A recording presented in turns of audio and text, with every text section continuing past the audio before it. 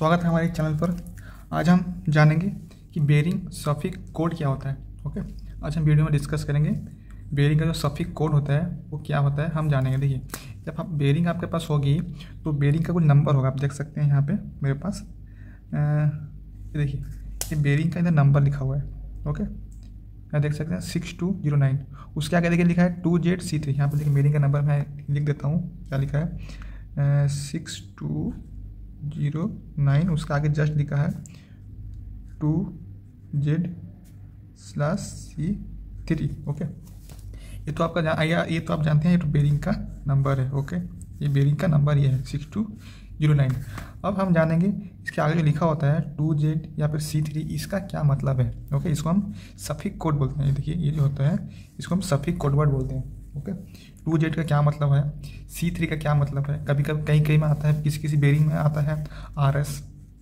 Okay, कभी 2RS आता है, कभी किसी की बेरिंग में 2RS ऐसे आता है। बेरिंग का नंबर तो यहाँ होगा, ठीक है, नंबर तो यहाँ होगा, बेरिंग का नंबर तो इधर होगा, लेकिन उसके आगे बेरिंग के नंबर के आगे RS आता है, 2RS आता है, उसका 2Z आता है। ओके, जैसे यहाँ पर लिखा है 2Z आता है, कभी K आता है, कभी M आता है। बेरिंग के नंबर के आगे कभी M आता है, कभी K आता है, कभी 2Z आता है, कभी 2RS आता है। तो इसका मतलब क्या होता है, जैसे यहाँ पे आप देख सकते हैं, यहाँ पर भी है मेरे पास, यहाँ पर थोड़ा लाइट है, देख नहीं पाएंगे। 6209 2ZC3 जैसे आपने लिखा है, तो यहाँ पर जैसे मैं लिखा हूँ, इसका मतलब क्या है। चलिए वीडियो में आगे बढ़ते हैं। देखिए, अगर आपके बेरिंग के नंबर के आगे RS लिखा होगा, यहाँ पर देखिए RS। ओके, अगर RS लिखा होगा, इसका मतलब है कि rubber seal one side. Rubber seal one side मतलब क्या है, मान के चलिए आप बेरिंग है आपकी। ओके, मान के चलिए बेरिंग है, इसमें क्या है कि दोनों साइड के मेटालिक सील्ड है। यहाँ पे ये देखिए, ये सील्ड है, ये सील्ड है, इसमें दोनों साइड के मेटालिक सील्ड है। अब RS जिसमें होगा उसमें रबर सील वन साइड, यानी कि वन साइड रबर सील होगा। देखिए, इस साइड में रबर सील होगा, जैसे मेटालिक सील है ना, उस तरह रबर सील होगा, और दूसरी साइड ओपन रहेगी। यहाँ देखिए, दूसरी साइड ओपन रहेगी, कुछ नहीं होगा, एक ही साइड आपको रबर सील देखने को मिलेगा। ओके, उसके बाद आगे बढ़ते हैं। अगर 2RS लिखा होगा, अगर बेरिंग के नंबर के आगे 2RS लिखा होगा, तो उसका मतलब क्या है, rubber seal both side. Okay, इसमें क्या है कि RS में क्या है कि वन साइड रबर सील होगा, 2RS में दोनों साइड होगा। यहाँ पर भी रबर सील होगा, और इस तरफ भी रबर सील आपको देखने में मिलेगा अगर 2RS लिखा हो तो। ओके, आप आई होप आप समझ गए। उसका किसी बेरिंग के नंबर के आगे जेड लिखा होता है, जेड। ओके, जेड लिखा होता है, नंबर के आगे जेड लिखा होगा। मान के चलिए यहाँ पे लिखा होगा आपके बेरिंग का नंबर है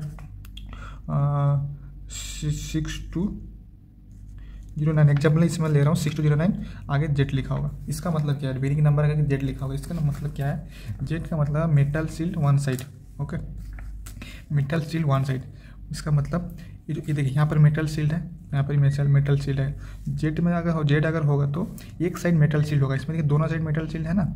जेड में एक साइड होगा और इस साइड नहीं होगा, किसी भी एक साइड होगा, किसी भी एक साइड नहीं होगा। मतलब यहाँ पर हो सकता है, यहाँ पर नहीं हो सकता है। ओके, इसका मतलब है मेटल सील्ड वन साइड। ये देखिए, मेटल सील्ड है। ओके, मेटल सील्ड है, मतलब एक साइड होगा, दूसरी साइड नहीं होगा। ओके, 2Z जिसे इसमें लिखा है 2Z, देखिए यहाँ पर देख सकते हैं, यहाँ पर मैं लिखा हूँ 2Z, यहाँ पर भी है नंबर के आगे। कहाँ गया, और एक बार आपको दिखा देता हूँ। इसके नंबर का देखिए 2Z लिखा है, यहाँ पर देख सकते हैं 2Z। देखिए 6209 2Z, इसका मतलब क्या है, metal seal both side. Metal seal both side मतलब दोनों साइड मेटल सील होता है। यहाँ पर मेटल सील है, यहाँ पर मेटल सील है, मेटल सील बोथ साइड, दोनों साइड मेटल सील में कवर है। ओके, अब के का मतलब क्या है, के अगर बेरिंग नंबर का के लिखा होगा, उसका मतलब क्या है, bearing with taper bore. Okay, bearing with taper bore. ये बेरिंग विथ टेपर बोर का क्या मतलब है, ये जो बोर आईडी है, देखिए आईडी दी है, इस तरफ सेम है, उस तरफ भी। अगर इस तरफ से मेजरमेंट आप करोगे सेम मेजरमेंट आएगा, अगर इस तरफ से मेजरमेंट करोगे सेम आएगा। लेकिन टेपर बोर में क्या होता है कि जो इसकी बोर होती है, देखिए मान के चलिए ये बोर है, एक बेरिंग की बोर है, एक साइड क्या है कि इस तरह से होगा, टेपर होगा। अगर यहाँ से सॉरी और एक बार बता देता हूँ, चलिए ये तो इसकी बोर जो है ये सीधी है। ओके, अगर यहाँ से मेजरमेंट करेंगे तो सही आएगा, अगर इधर से मेजरमेंट करेंगे तो सही आएगा। ये क्या आएगी, इक्वल है। लेकिन टेपर में क्या होता है, देखिए यहाँ पे बता देता हूँ, टेपर में ऐसे होता है बोर। अगर यहाँ से मेजरमेंट करेंगे, मान के चलिए 20 आ रहा है, 20 mm आ रहा है, तो अगर टेपर मेजरमेंट करें यहाँ से तो 15 आ सकता है, 15 mm आ सकता है। ओके 15 भी आ सकता है या उससे कम भी आ सकता है। टेपर में एक साथ, मगर टेपर मतलब दोनों साइड की जो बेरिंग जो है वो जो मेजरमेंट है वो समान नहीं है, एक ज़्यादा होगी तो एक कम होगी, क्योंकि टैपर है। ओके उसकी बोर जो है वो टैपर है कि आगे आगे की जो बोर है वो ज़्यादा आएगी और पीछे की कम आ सकती है, या फिर पीछे ही कम आएगी तो आगे की ज़्यादा आ सकती है ऐसे। ओके आई होप समझ गए, अंदर का जो बोर है वो कम ज़्यादा नहीं हो सकती है, यानी टैपर होती है वो। ओके क्या के का मतलब। अब एम का मतलब समझ लेते हैं। एम का मतलब समझ, एम का मतलब क्या है।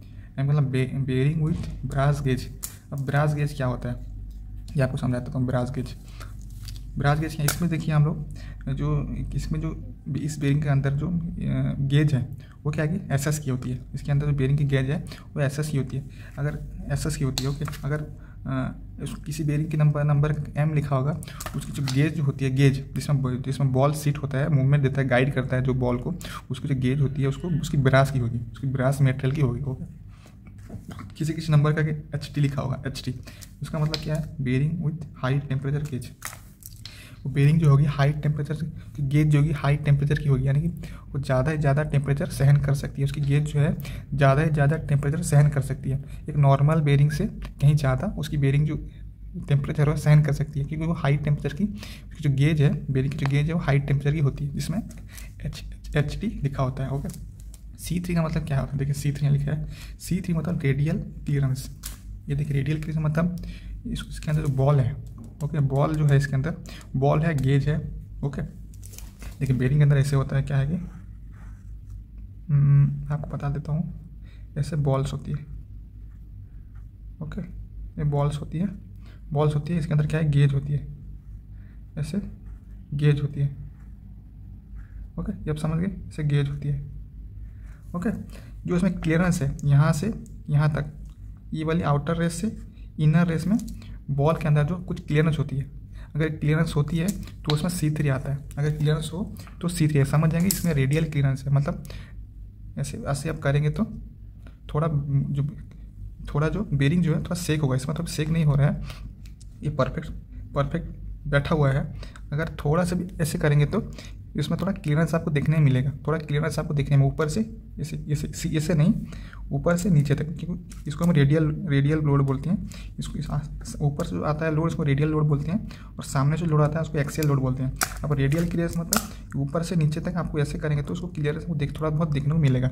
ओके अगर C3 जिसमें बेरिंग में रहे तो इसमें देखिए C3 में, इसमें C3 साइड होगा, देखिए यहाँ पर भी C3 है।